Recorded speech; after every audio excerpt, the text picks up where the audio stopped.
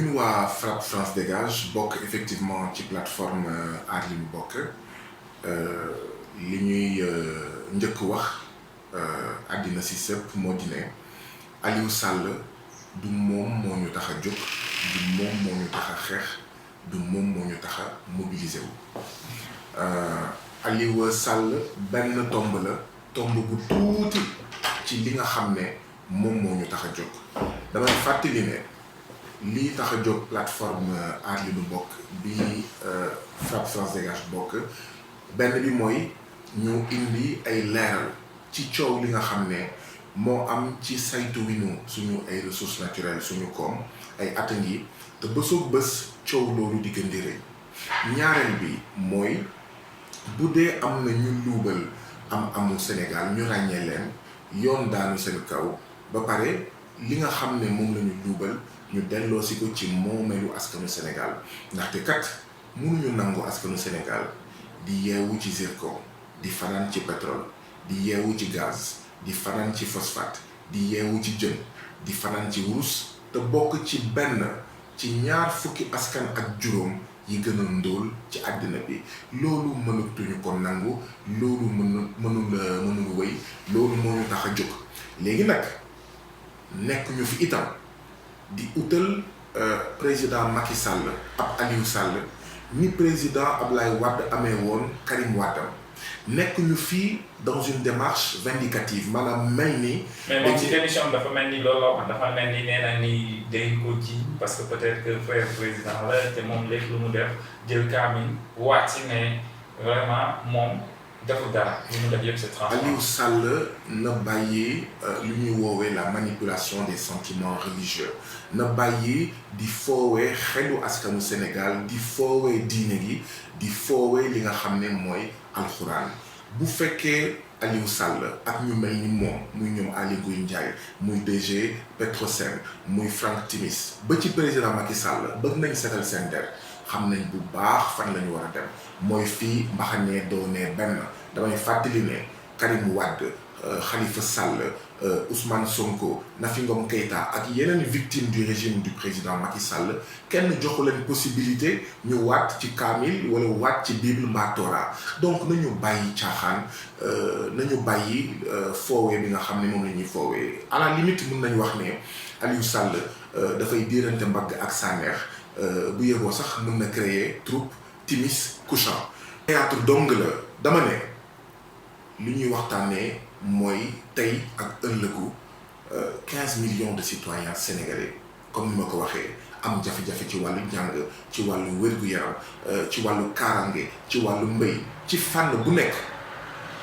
donc nit ñi nañu ànd ak sérieux nañu en fait jox cër bi ci war ci li ñuy waxtaanee léegi bu fekkee démission dina yombal yoon def liggéeyam leeral li nga xam ne moom moo làkku leeral coow li nga xam ne moo fi am ay at yi xëy na dina doon lu baax waaye Aliou Sall taxu ñaa jóg xeex bi dinañ ko wëyal dinañ ko yaatal président Macky Sall moo signé décret président Macky Sall mooy dëggal contrat yi nga xam ne moom la ñu jox Franck Timis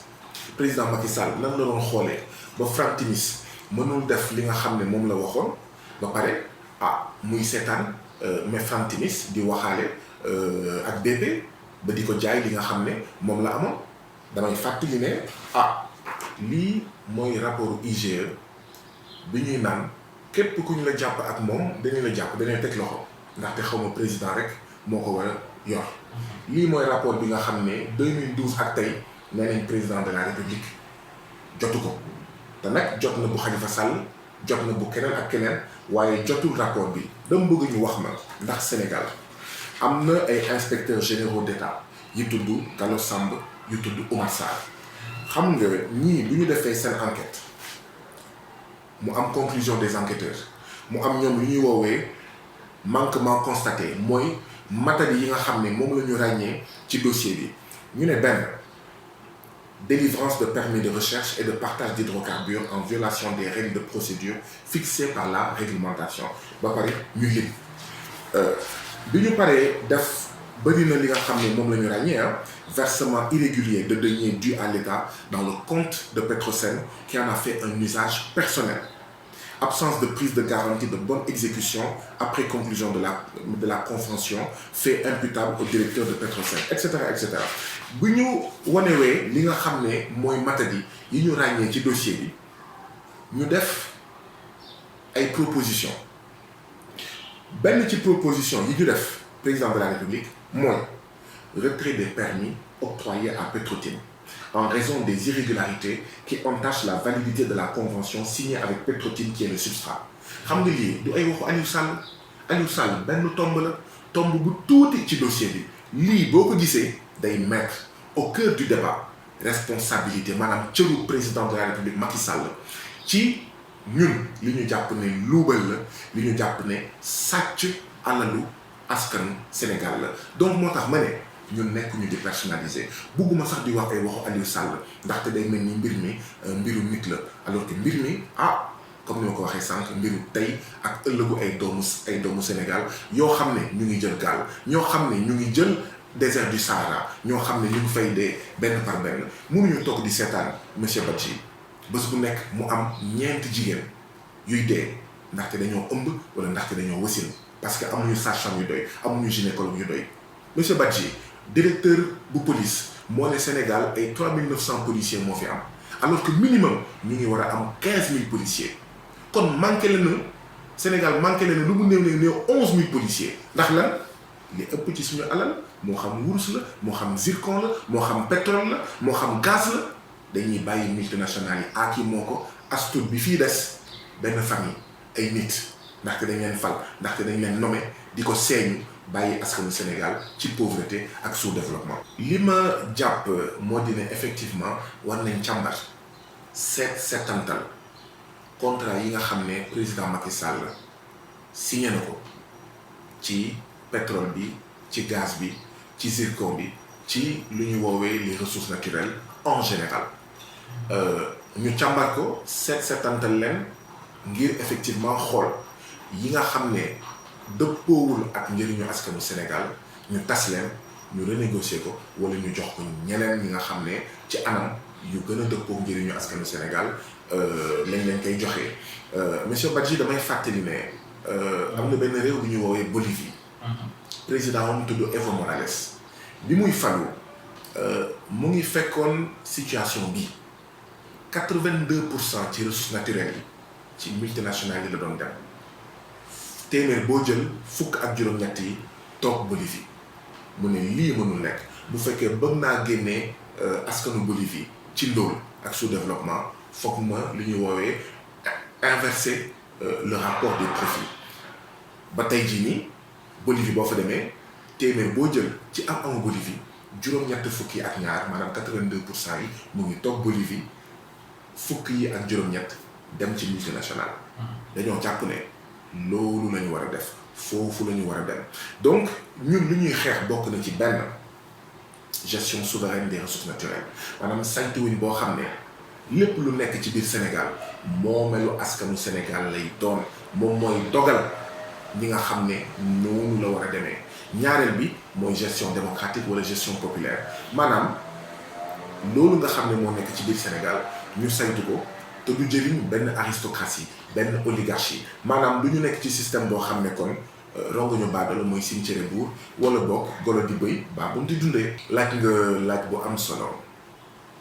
effectivement bi coow di juddoo ak léegi ñu ngi dégg waa Benno Bokk Yaakaar waa APR di ñu jiiñ di ñu tuumal naan ñun ay traître lañu ay vendu lañu maanaam ay warkat lañu et que dafa am ñu nekk bitim réew ñu nekk suñu ginnaaw man mii sax gis naa benn vidéo buy daw ci réseaux sociaux yi ñu ne Russie ñoo may financé di ma financé man ak Ousmane Sonko ak Kémi Séba moo tax ñu bëgg a yëngal Afrique bëgg a yëngal en fait Sénégal ñaar laa ci wax li ci njëkk mooy ñi nga xam ne ñooy def vidéo yooyu ñooy wax tuuma yooyu ñooñu war nañu wax leneen lu dul loolu ndaxte ku signé accord de partenariat économique wax ne franc CFA koppar bu baax la nekk surga FMI ak Banque mondiale dugal fii Auchan Carrefour utile ñi nga xam ne dañuy faagaagal suñu ay commerçants signé delloo si fi armée française signé accord de défense ak Grande-Bretagne ak États-Unis lim bi mën na gën a gudd wax dëgg yàlla kooku amul lu ñuy jàngal ci wàllu patriotisme bu dee warkat rek la ñuy ut boo eggee ci président Macky Sall boo eggee ci Benno Bokk Yaakaar ak waa APR bu yóbboo ko dellu ndaxte gis nga ki nga xam ne mooy symboliser warkat mooy l'homme de l'impérialisme nitu France nitu ñi nga xam ne ñooy noot ci Afrique ak ci Sénégal benn ñaareel bi mooy que man bokk naa ci effectivement FRAPP France Dégage ak aar yi mu bokk waaye waxtaan wax dëgg ci la BBC dama koy waxaat du mbokk du xarit BBC ñu ngi ko créé 1925 BBC bi ñu ko créé ñaareelu làkk bi nga xam ne moom la BBC defee programme à part anglais bi nga xam ne mooy làkk bu njëkk bu BBC utilisé ñaareelu làkk bi mooy arabe xam ngeen lu tax parce que Angleterre da doon noot ay askan ci àddina bi te ci askan yooyu amoon na ay askan yu doon làkk arabe li ma bëgg a wane foofu mooy lan mooy BBC n'est pas un instrument neutre maanaam BBC tëddeewul njaaxaanaay BBC jumtuwaayu impérialisme anglais la ni RFI France 24 nekkee jumtuwaayu impérialisme français li ma bëgg a wax moo dina effectivement ci àddina bi ci Afrique en particulier et même ci réew mi dafay am lu ñuy wax ay contradictions inter-impérialistes maanaam ñi nga xam ne rongañu baadoole ci àddina bi mooy signe seen cere muy multinationales yi ñi nga xam ne ñoo ñuy noot ñooñu dañuy bëri seen biir ci suñu continent Afrique ci suñu réew Sénégal pour aaki moo suñu alal tey jii nii mais Carrefour ak Auchan dañuy bëri seen biir fii ci Sénégal pour xool kan mooy contrôler le commerce tey jii nii boo gisee États-Unis signé accord de défense ak Sénégal Grande-Bretagne signé il y a même pas 2 mois accord de défense ak Sénégal mais c'est pour jéem a xool naka la ñuy contrer ñoom itam France mi nga xam ne am na fi base militaire am na fi accord de défense ak Sénégal c'est la même chose qui se produit au niveau de l'audiovisuel c'est la même chose qui se produit audiovisuel di nga fi gis Star Times di nga fi gis RFI di commencer sax def ay programmes en langue nationale en langue locale loolu yëpp c'est pour contrôler les Africains loolu tamit moo xew ci les ressources naturelles rawatina ci pétrole di nga fi gis BP di nga fi gis Total ñuy bëri France nekku fi woon mais France dafa ñëw ne pétrole ak gazu Sénégal intéressé na ma noonu la France duggee ñu jox Total donc France dafa gën a dooleel taxawaayam ci wàllu ressources naturelles yi mais c'est normal que Angleterre wala yeneen ak yeneen réew d'accord ci ñii di ñuy noot di bëgg a ñoom itam di contrer France ñoom itam ñu am ci gàtt bi ñun suñu taxawaay li mu war a nekk mooy combattre tous les impérialismes nooteel la moo xam nooteelu Japon la moo xam bu français bi la FRAPP France Dégage pour wàlla li ngay wax ñi da koy dëggal xam nga lan moo am li am mooy effectivement Afrique ab ngato la ab yàpp la boo xam ne ñëpp ci àddina bi dañ ko bëgg ci seen wàll ñeneen ñi bëgg aki moo pour ñoom ñëpp pour ñoom rek ñeneen ñi waaw bëgg ci wàll bi di ko xëccoo ak ñooñu mu mel ni ay bukki yoo xam ne ku ci nekk d'accord danga ci bëgg a am sa wàll moo tax ma doon wax ne ñun suñu cër moo war a nekk ñu am lu ñuy woowee un projet souverain maanaam ñun moom suñu bopp indépendance souveraineté ndaxte Afrique moomul boppam Sénégal moomul boppam Chine am na programme pour Afrique Inde am na programme pour Afrique États-Unis am na vision pour Afrique Union européenne la même chose ñun ñoo amul programme pour suñu bopp ñun ñoo amul programme pour suñu àddina dafa jot nag dafa jot ñu am ay dirigeants yoo xam ne ay dirigeants dignes dafa jot li may woowee Afrique digne mooy Afrique bi nga xam ne dafa doyal ci buumu jaam bi nga xam ne depuis jamono jaam depuis jamono colonisation ba tey jii nii semi-colonialisme wala néocolonialisme buumu jaam boobu mu ngi soppeeku waaye mu ngi wëy dafa jot ñu tinki Afrique ñu tinki Sénégal ngir enfin amu askanu Afrique jëriñ askanu Afrique et non ñi nga xam ne comme ni ko Victor Hugo doon waxee c'est de l'enfer des pauvres qu'est fait le paradis des riches xam naa da ko déglu woon ci Kocc Barma mi doon wax rongañu baadoola mooy cimetière buur